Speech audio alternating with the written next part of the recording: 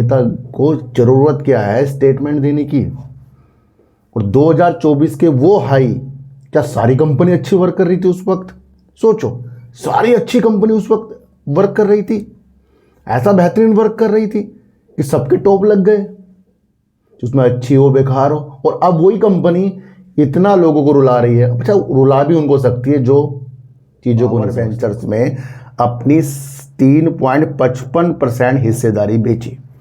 ये बहुत negative news है और एक तरफ से ये पॉजिटिव न्यूज़ भी है। तो सर, निगेटिव उसके लिए है जो चीज़ों को समझते नहीं, और पॉजिटिव इसमें वो खोज सकता है।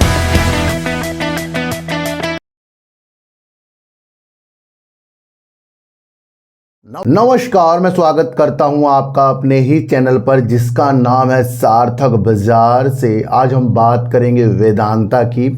वेदांता का डीमर्जर हो चुका है। वेदांता अब अपने शेयरों को आगे कैसे बताएगी, बांटेगी, किस अनुपात में आएगा, कब तक लिस्ट होगा, क्या क्या चीज़ें हैं, सबसे बड़ा हिस्सा किसके पास जाएगा, तो वो सारे परसेंटेज को आज हम वेदांता के गणित को समझकर चलेंगे।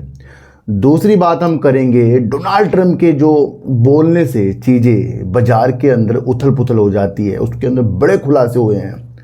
और वो खुलासे ऐसे हैं कि सबसे बड़े बाजार के अंदर खरीदार तो डोनाल्ड ट्रंप ही लग रहे हैं।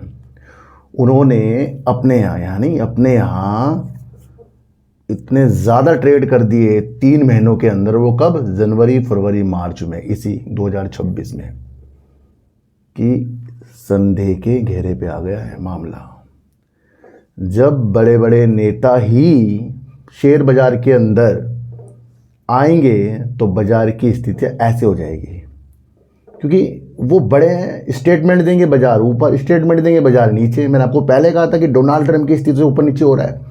जब तक कि ये जो बड़े बड़े लोग नेतागण हैं बाजार में आ रहे हैं, तब से ही बाजार की उथल पुथल चल रही है। और हमारे देश के अंदर भी यही हो रहा है। सोचो, 2024 में अभी मैं जेपी एसोसिएट के अंदर जो आईसीआई बैंक ने अपनी हिस्सेदारी को निकाला है, उसको आप किस तरीके से समझ सकते हैं, उस व्याख्या को बड़े अलग ढंग से मैं बताऊंगा। आईसीआई बैंक ने अपनी हिस्सेदारी जेपी एसोसिएट से निकाली, जो डीआईएस में लेकर बैठे थे। इतना समझना आपके लिए टेंशन का विषय नहीं हो सकता। इस चीज़ की पूरी नॉलेज आज मैं आपको इस वीडियो के माध्यम से दूंगा। दूसरा, जेपी एसोसिएट का सीमेंट का कारोबार अंबुजा सीमेंट ही लेगा, इस तरीके से चीज़ें आ रही हैं, उस नीति को भी आज मैं समझा कर चलूँगा। तो सर, जब हमारे यहाँ 2024 में हर एक कंपनी ने, अधिकतर कंपनी ने टॉप लगाई 2024 में, क्या हवा थी उस वक्त कि बीजेपी की सरकार फुल बहुमत से आएगी। और उसके बावजूद नेता भी ये कह रहे कि हमारी सरकार आएगी तो ये ऐसा हो जाएगा, वैसा हो जाएगा, पर हो गया इसका उल्टा। तब से आप और हम सब इन्वॉल्व हैं, चाहे वो अच्छी कंपनी हो चाहे वो बेकार कंपनी हो। तो नेताओं को क्या ज़रूरत है कि शेयर बाजार के अंदर स्टेटमेंट देना, शेयर बाजार के अंदर अपनी चीज़ों को देखना। वो देश के लिए काम करो भाई, देश की स्थितियों के साथ। उन्हें ये भी समझना चाहिए कि उनके स्टेटमेंट से बाजार उथल पुथल होता है। सच्चा नागरिक, देखो सर, मैं किसी भी सरकार की ना बड़ाई करूँगा ना बुराई करूँगा, पर अगर आप सच्चे नागरिक हैं तो आपको दिमाग से सोचना है, दिल से नहीं, कि जो देश के हित में वर्क करेगा उसको आपको बहुत आगे बढ़ाना है, समझना है, चीज़ों को आगे बढ़ना है।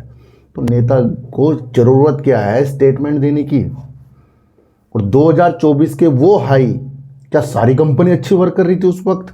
सोचो, सारी अच्छी कंपनी उस वक्त वर्क कर रही थी, ऐसा बेहतरीन वर्क कर रही थी कि सबके टॉप लग गए, उसमें अच्छी हो बेकार हो। और अब वही कंपनी इतना लोगों को रुला रही है। अच्छा, रुला भी उनको सकती है जो चीज़ों को नहीं समझते, और जो चीज़ों को समझते हैं ना, वो अपनी विधि को कैसे बाहर निकलते हैं समझ जाते हैं। क्योंकि अच्छी कंपनियां अच्छी होगी चाहे वो गिरावट में होगी, वहाँ वो अपनी नीतियों के साथ, अपने एवरेज के साथ आगे बढ़ते हैं। म्यूचुअल फंड क्या होते हैं, वो भी तो यही करते हैं।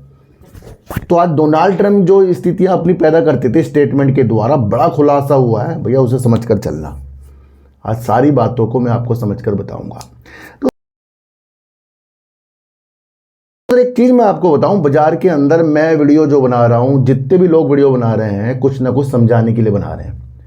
और ऐसा भी है कि कुछ लोग टारगेट देते हैं, कुछ लोग कहते हैं यहाँ खरीदो वहाँ बेचते हैं, बेचो ये करते हैं, यहाँ से खरीदने का मौका है वहाँ से बेचने का मौका है। मैंने आज तक ये चीज़ ही नहीं की। क्यों? क्योंकि बाजार के रुख के बारे में कल क्या हो परसों क्या हो किसी को नहीं पता। पर हाँ, ये एक चीज़ ऐसी होती है साइकोलॉजी, आप आगे का अनुमान लगा सकते हो। अब उसमें समय जाता है, मैं तो वहाँ बैठ जाऊँगा समय के साथ, पर कुछ लोग हिल जाएंगे, इसलिए मैं वो चीज़ करता नहीं। और वो हमारे नियम के अनुसार भी नहीं है, वो सेबी के नियम के अनुसार भी नहीं है। मैं किसी को खरीदूँ बचाऊँ, मैं तो न्यूज़ आ रही है ना वो बता रहा हूँ।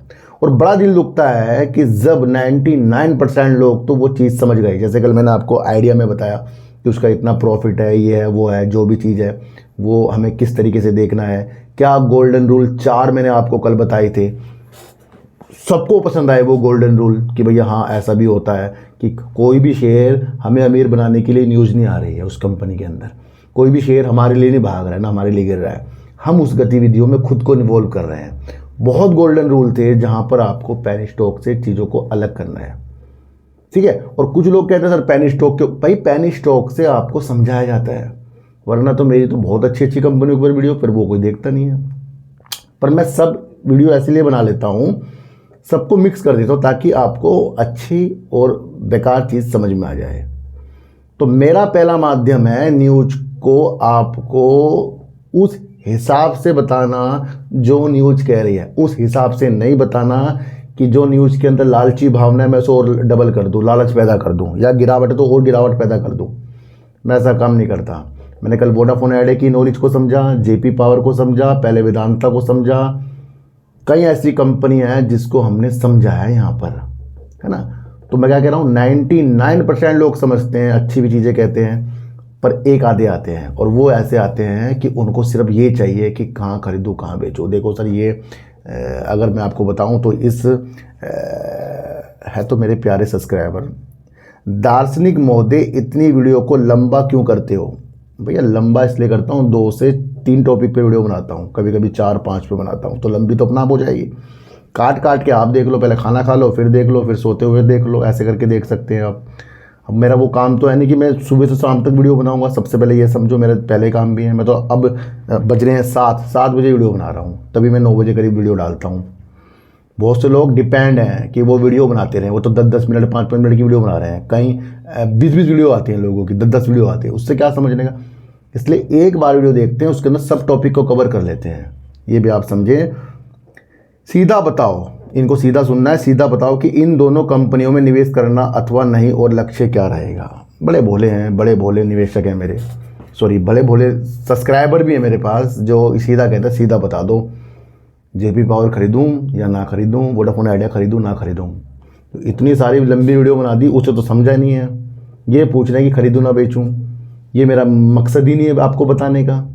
तो सबसे पहले तो आपको सुधरना पड़ेगा। जो देखने वाले हैं मैं आपको बता रहा हूँ 99% सुधरे पड़े हैं। एक व्यक्ति जो आते हैं कि मुझे सीधा बताने वाले व्यक्तियों ने ही आपको फंसाया है, मैं आपको बता दूँ। कई लोगों की आप वीडियो देखते हैं वो सीधा ही बता रहे थे आपको, ये खरीदो वो बेचो, ये खरीदो वो बेचो। क्या हो रहा है उससे? यानी कि अगर वोडाफोन आइडिया के अंदर एक मुझे चीज़ निगेटिव लगी उसे मैं पॉजिटिव कर दूं, और जो पॉजिटिव लगी उसे मैं नेगेटिव कर दूं, ऐसा मेरे से ही नहीं होगा। तो ये जो इसका रिजल्ट इतना सारा आया था प्रॉफिट, ये तो मैंने आपको बहुत अलग ढंग से बताया था उसके अंदर। तो ये मैं इनके हाथ जोड़ के माफ़ी मांगता हूँ, मेरे से ऐसी वीडियो बिल्कुल भी नहीं बन सकती। शायद आपको चैनल चेंज करना पड़ सकता है, दूसरा देखना पड़ सकता है जहाँ आपके अनुसार चीज़ें होती हों। मैं तो यहाँ समझने के ऊपर चीज़ें बताता हूँ। वेदांता का डीमर्जर हो गया है, पहले समझिए कि वेदांता डीमर्जर NCLT से महत्वपूर्ण अपडेट आ गए हैं। जानिए इसका आपकी औसत लागत पर क्या प्रभाव पड़ेगा। यानी कि मान लो कि आपने कंपनी के शेयर जिस भी वैल्यू पर लिए हों, जितनी आपकी अमाउंट हो उसे समझ लो, जितनी आपकी अमाउंट हो उसके हिसाब से परसेंटेज आकी गई है। कि मान लो आपके पास 1 लाख रुपए के शेयर हैं, तो वेदांता का मान लो 52% है, अदर कंपनी का 21% है, फिर उसकी इतना परसेंट। तो उस हिसाब से आप कैलकुलेशन कर सकते हो कि आपकी अमाउंट कितनी लगी पड़ी है। ये भी मैं आपको आगे बता दूंगा, समझ गए ये चीज़। और जिसके पास 100 शेयर होंगे उसे अलग अलग कंपनी के एक एक शेयर मिल जाएंगे, यानी कि 100 शेयर 500 शेयर में बदल जाएंगे। आपको ये भी समझना है। डीमर्जर के बाद शेयरों को क्रेडिट होने की प्रक्रिया शुरू हो चुकी है। ऐसे में कई निवेशकों को ये जानने की कोशिश हो रही है कि नए शेयर उनके डीमैट खातों में कब आएंगे और डीमर्जर से उनकी औसत लागत पर क्या असर पड़ सकता है। कंपनी ने अब एक्सचेंज फाइलिंग में शेयरधारक के साथ लागत आवंटन अनुपात साझा किया। ये आपके लिए बहुत इंपॉर्टेंट है। लागत अनुपात जो आपने शेयरों को खरीदा है, कितने का खरीदा, उस चीज में किया, यानी कि वेदांता का डीमर्जर के बाद शेयरधारकों को अपनी मूल अधिग्रहण लागत, जब जिस रेट पर ये था, आपने जितने भी पैसे लगाए थे वो आपकी मूल धनराशि हो, जैसे मैंने कहा था 1 लाख, 5 कंपनियों में विभाजित करना होगा उसको। ये आप समझ लें। आवंटन अनुपात इस प्रकार है। वेदांता लिमिटेड जो इस वक्त लिस्टेड है वो 52.34% उसका परसेंटेज है आपकी इस अमाउंट का। तो सबसे बड़ा जो लिस्ट है वही मजबूत कंपनी वेदांता लिमिटेड जो है, लिस्ट जो है वही आपका सबसे ज़्यादा भाग उसके अंदर है। ये आप समझ कर चलना, जो 50% से भी ज़्यादा है। और एल्युमिनियम का जो होगा 7.15% का होगा, तो यानी कि 7% करीब की आपकी एल्युमिनियम मेटल हो गया। दूसरा अगर पावर का अनुपात देखें तो 12% करीब है, यहाँ पढ़ लेना। और दूसरा अगर हम देखें एनर्जी का देखें तो 21-21.5% करीब हो गया। और आयरन एंड स्टील का देखें तो 6.79% का हो गया। तो इस अनुपात में आप जितनी जितनी चीज़ें दे रखी है, इससे आप अपने लागत मूल्य जो आपने पैसा लगाया था उसको आंक सकते हैं। उसमें से 52.34% आपका वेदांता में आ चुका है पहले ही, और बाकी इस परसेंटेज में आएंगे। बहुत बड़ी अपडेट है ये। बहुत से लोग कहते हैं किस रेट, अब किस रेट पे होगा वो मत समझो, कितना परसेंट आपको मिलेगा ये मौका है। वो तो बात की बात है कि वो उस वक्त लिस्टिंग में ज़्यादा भाग जाए, ऊपर नीचे हो जाए, तो वो तो आपको प्रॉफिट या लॉस की चीज़ दिखाएगा। पर ये परसेंट आ गया। देखो यहाँ भी आप पढ़ सकते हैं कि 1 लाख अगर आपके पैसे लगाए होंगे तो 52,340 रुपये का तो वेदांता शेयर हो गए हैं। 7,150 रुपये के आपका ये वाला हो गया, दूसरा इतने इतने अमाउंट के हो गए हैं। तो ये कहने का मतलब ये है कि आपका जो पैसा लगा हुआ है उसे इस अनुपात में बांटा जाएगा। इससे आप अपनी एक्चुअल अमाउंट को इस वजह से परसेंटेज निकाल सकते हैं उसकी। ये सबसे बड़ी चीज़ें हैं और ये आप समझ कर चलें। और दूसरी बात ये, अभी कंपनी को लिस्टिंग के लिए मंजूरी भी लेनी है, अंतिम मंजूरी भी लेनी है, और कहीं ना कहीं ये जून के महीने में लिस्ट हो सकती है सारी कंपनियां। तो ये आपको बताना बहुत ज़रूरी था। अब उस बात पे आते हैं जहां नेताओं लोग भी बहुत इंटरेस्ट लेते हैं शेयर बाजार में। ये अभी आपको हाल ही में देखने को मिला इन चीज़ों के बारे में। हमारे देश में भी और बाहर भी ये चीज़ें होती हैं। समझ कर चलो, ये क्यों चीज़ें मैं आपको बता रहा हूँ, इसे आपको समझना बहुत ज़रूरी है। देखो सर, डोनाल्ड ट्रंप ने महज 90 दिनों में 3700 स्टॉक ट्रेड किए हैं। 3 महीनों में 3700 ट्रेड कर डाले स्टॉक में। किसने? डोनाल्ड ट्रंप ने। वॉल स्ट्रीट हैरान हो गया इस चीज को देखकर। जहां पर ये वहां लिस्ट है ना, तो वो हैरान हो गया कि भैया देश के राष्ट्रपति इतना इंटरेस्ट शेयर बाजार के अंदर, और 3700 ट्रेड कर डाले 3 महीने के अंदर। तो इससे आपको साफ देखने को मिल रहा है कि बड़े बड़े लोग जो जिनकी भाषा से शेयर बाजार ऊपर नीचे होता है, तो यानी कि असल में असली ऑपरेटर तो यही हो गए। फिर बड़ी गंभीर विषय है ये, क्योंकि सर हम तो जनता है, इन्होंने जो बोला वैसे शेयर बाजार ऊपर नीचे हो रहा है, हमारा प्रॉफिट ऊपर नीचे हो रहा है, लॉस भी हो रहा है हमें बहुत ज़्यादा, सिर्फ इस वजह से। और इसके बावजूद वही उसमें वर्क कर रहे हैं। तो ये एक तरीके की हमारे लिए धोखाधड़ी हो गई भैया, बहुत बड़ी। तो ये आप समझ करते थे 3700 से ज़्यादा भैया।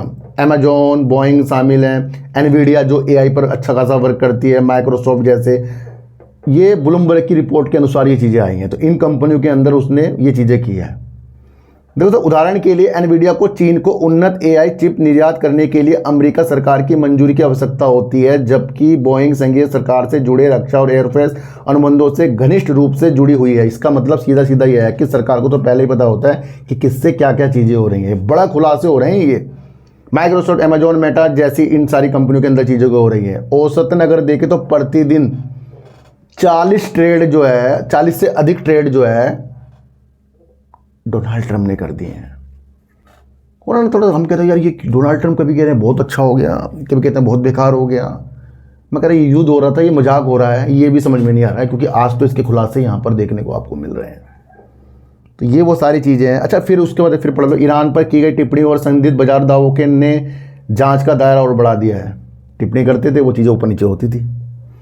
तो ये छोटी न्यूज़ नहीं है भैया, मैं आपको फिर बता रहा हूँ। यहाँ इस बात की चीज़ें निकल कर आ रही हैं कि जो बड़े बड़े लोगों की वजह से ये चीज़ें हो जाती हैं, असल में वो मज़े ले रहे हैं, टेंशन में हम आ रहे हैं। तो ये तभी शेयर बाजार जो है आजकल उस दृष्टि से बिल्कुल भी नहीं देखे जा रहा जो पहले देखा जाता था। आजकल इन्वेस्टमेंट करना बड़ा मुश्किल हो गया है। आजकल निफ्टी, बैंक निफ्टी जो ऊपर नीचे होती है ना, जिसमें पैसे ऊपर एकदम बढ़ जाते हैं घट जाते हैं, वो आजकल शेयरों में देखने को मिल रहे हैं आपको। पहले तो ऐसा होता था, कभी बढ़ गया कभी घट रहा, ऐसा होता था। अब तो एक एक दिन में पासे पलटते, 50-50 रुपये शेयर एक दिन में भाग जाता है। तो वो क्यों हो रहा है? क्योंकि उसमें ज़्यादा ट्रेड हो रहे हैं, ज़्यादा चीज़ें हो रही हैं। बहुत संभल कर रहना पड़ेगा आपको। और नेताओं जो लोग हैं, इनको भी सुचारू रूप से जनता के लिए भी वर्क करना पड़ेगा। ये नहीं कि जो बोल दिया उससे चीज़ें हो रही हैं। इन्वॉल्व क्यों हो रहे हैं? इससे हमारी चीज़ें टेंशन में आ रही है। जेपी एसोसिएट को आपको पता है एनसीएलटी के जरिए अडानी के पक्ष में चीज़ें की गई हैं, पर वो पूर्णतया अभी नहीं हुई हैं। उसके अंदर भी काफ़ी मंजूरी आपको बाद में देखने को मिलेगी, पर उससे जुड़ता हुआ हम सब जेपी पावर देख रहे हैं। ये मैंने आपको पहले भी बताया था, आज फिर सुन लो। देखो सर, क्या है कि जेपी एसोसिएट यानी कि उसके अंदर सीमेंट के जो अधिग्रहण के लिए केवल अंबुजा ही दावेदार है, जिसने 580 करोड़ रुपए की बोली जमा की है। यानी कि अडानी इंटरप्राइजेज ने जो इसका अधिग्रहण करेगा, उसके अंदर भी अंबुजा सीमेंट, जो सीमेंट का कारोबार में वर्क करती है, और आपको पता है अंबुजा सीमेंट कई कंपनियों का अधिग्रहण कर चुकी है पहले भी, उसमें जेपी सेट अगर अधिग्रहण होगा तो ये अकेला अडानी इंटरप्राइजेज का पैसा नहीं जा रहा है, इनकी और कंपनियों का भी जा रहा है, जहां उसके वो कारोबार होंगे। तो यहाँ एक ऐसी चीज़ देखने को मिलेगी, यहाँ बोली जमा करा दी है अंबुजा सीमेंट ने 580 करोड़ रुपए की। पर जो इसके ऋणदाता हैं, जो चीज़ें कर रहे हैं, वो कह रहे हैं कि जो बोली है वो कम है, बल्कि जो उसकी वैल्यू है सीमेंट के कारोबार की वो ज़्यादा है। तो यहाँ पर ऋणदाता ये एक पेशकश कर सकते हैं कि भैया और ज़्यादा अडानी ग्रुप ये चीज़ें कर दे, अंबुजा सीमेंट कर दे, ताकि उन्हें और ज़्यादा पैसा मिल जाए।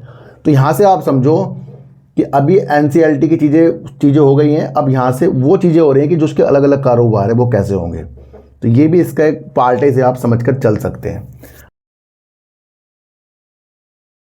अब हम समझेंगे एक न्यूज़ के बारे में, पहले पढ़कर सुनाता हूँ। आईसीआई बैंक ने खुले बाजार में बिक्री के माध्यम से जयप्रकाश पावर वेंचर्स में अपनी 3.55% हिस्सेदारी बेची। ये बहुत निगेटिव न्यूज़ है, और एक तरफ से ये पॉजिटिव न्यूज़ भी है।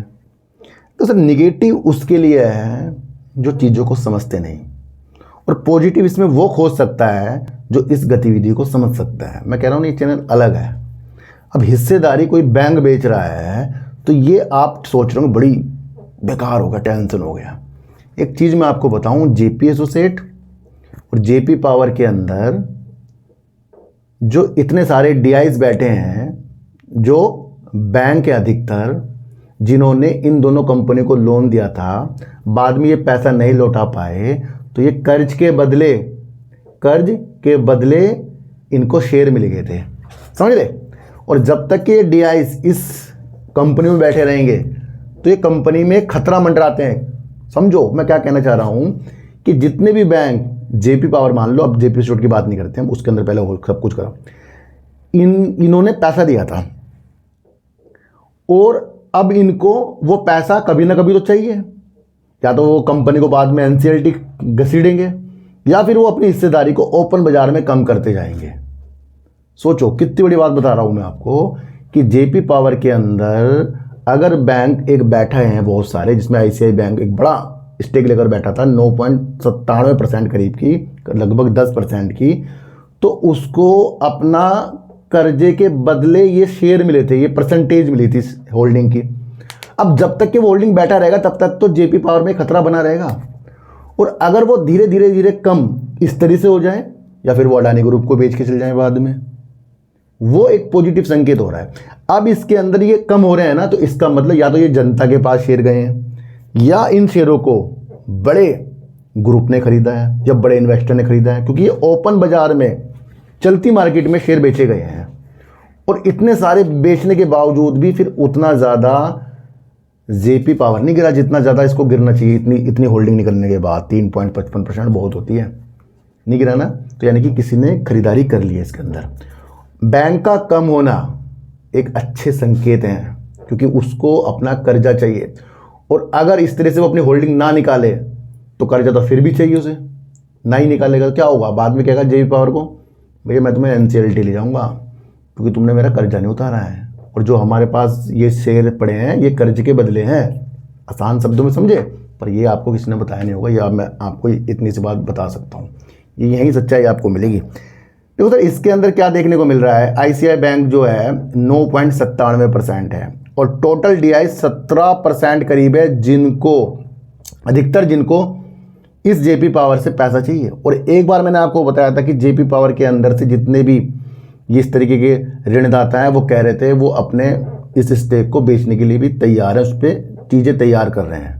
तो आज आपको उसके एक प्रारूप मिला है, जिससे ये देखने को मिला है कि 24.35 करोड़ शेयर उन्होंने निकाल दिए हैं, जो 3.55% की स्थितियाँ बैठती हैं। 9.97% करीब के इसके अंदर आईसीआई बैंक थे, अब 6.42% रह गए हैं, यानी कि एक बड़ी हिस्सेदारी उन्होंने कम कर दी है। इसे आप समझकर चल सकते हैं। ये एक ब्लॉक डील यानी कि ओपन मार्केट के द्वारा हुई है, अब ये पता नहीं किसने खरीदे हैं। तो आप ये समझिए, मैं आपको फिर बता रहा हूँ, ये जो बैंक के अंदर, एक बार आसान शब्दों में फिर समझा दूँ, किसी को समझ में नहीं आया होगा। आईसीआई बेचकर निकला, ये आपको निगेटिव उन लोगों को लग गया जो इस सच्चाई से वाकिफ़ नहीं है कि ये जो बैंक बैठा था ये कर्ज के बदले इक्विटी में रूपांतर करके बैठा था। अगर ये अपनी होल्डिंग कम नहीं करेगा तो आगे जाकर भी अपने शेयर को बेच सकता है, और अगर इसको वो मूल्य वैल्यू नहीं मिली तो फिर ये एनसीएलटी में भी घसीट सकते थे, ये भी समझो। तो अभी भी इसके अंदर 17% से जो इतने डीआईस हैं, तो अभी भी बहुत ज़्यादा चीज़ें बैठी हैं। तो ये स्टेप बाय स्टेप हो रहा है। अब ये आपको समझना है कि आपको वो चीज़ें समझ में आई नहीं आई, ये मैं आप समझ कर चल सकते हैं। तो सर, बाजार के अंदर उथल पटल तो मैं आपको पहले बता रहा हूँ कि 1 साल तक रहेगी। देश के प्रधानमंत्री जी ने कहा है कि तेल का ख्याल रखो, सोना 1 साल तक ना खरीदो, संकट के विषय बन रहे हैं।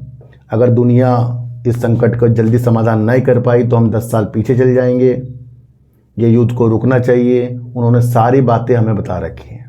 तो यानी कि देश के अंदर बड़ी और पूरे वर्ल्ड में ही टेंशन के विषय बने पड़े हैं। तो उस हिसाब से उन्होंने नीदरलैंड में एक भाषण दिया था, और जो सोने वाला भाषण वो यहाँ पर दिया था। तो उसके मायने थे, मैंने कहा था इस वजह से आप देखें तो 1 साल तक के बाजार के अंदर उथल पुथल रहेगी।